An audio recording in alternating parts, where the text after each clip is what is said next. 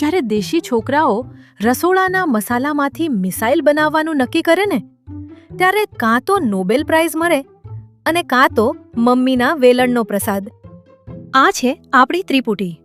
સ્કૂલમાં science exhibition છે અને આ લોકો પાસે છેલ્લી ઘડી સુધી કોઈ આઈડિયા નથી. પ્રોજેક્ટ લેવા બજારમાં ગયા તો ખબર પડી કે રોબોટિક કીટના ભાવ તો આકાશને આબે છે.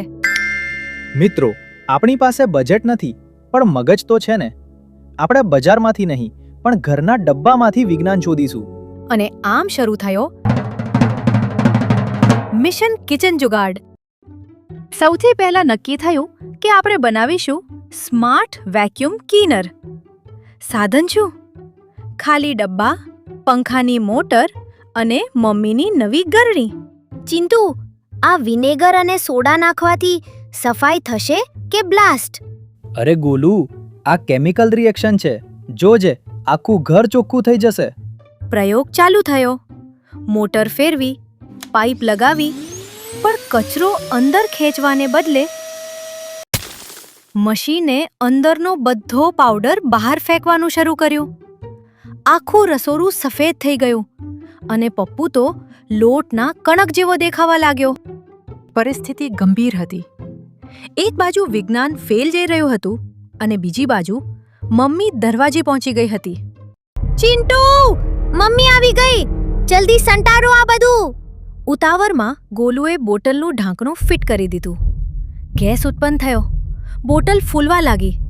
ત્રણેય મિત્રો એકબીજાને વળગી ગયા. તેમને લાગ્યું કે આજે તો પ્રોજેક્ટની સાથે તેમનું પણ વિસર્જન થઈ જશે. આ શું ધમાલ મચાવી છે? મારું રસોડું છે કે બંગારખાનું? મમ્મી, એ તો અમે ઓછી કિંમતે ખેડૂતો માટે પેસ્ટ કંટ્રોલ સ્પ્રેયર બનાવી રહ્યા છીએ. ચિંટુએ જૂઠું તો બોલી દીધું, પણ હજી મશીન ચાલતું નહોતું. મમ્મી વેલણ ઉઠાવવા જતી હતી ત્યાં જ ચિંટુએ છેલ્લો ટ્રાય કર્યો અને વેલ્વ ખોલ્યો. અને ચમત્કાર થયો. જે વેક્યુમ ક્લીનર બનવાનું હતું તે અદ્ભુત પ્રેશર પંપ બની ગયું. ઘરની નકામી વસ્તુઓમાંથી એક એવું મશીન તૈયાર થયું જે વીજળી વગર કામ કરી શકે. જીતી ગયા! સાયન્સ જીતી ગયું! મમ્મીનો ગુસ્સો ગાયબ થઈ ગયો. એને જોયું કે છોકરાઓએ ભલે ગંદકી કરી પણ કંઈક નવું અને કામનું શોધ્યું હતું. વિજ્ઞાન માટે મોંઘી લેબની જરૂર નથી. બસ પ્રશ્નો પૂછવાની હિંમત અને થોડો દેશી જુગાડ જોઈએ. જો તમને પણ આ અમારી ધમાલ ગમી હોય તો વિડીયોને લાઈક કરો, તમારા મિત્રો સાથે શેર કરો અને આવી જ મજેદાર વાર્તાઓ માટે સબસ્ક્રાઇબ જરૂર કરજો.